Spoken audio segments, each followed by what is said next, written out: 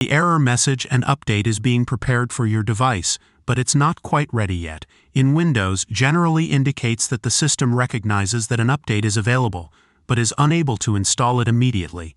Several factors can cause this issue, like background processes. Certain background processes or applications might be interfering with the update preparation process. Here are some potential solutions for your update.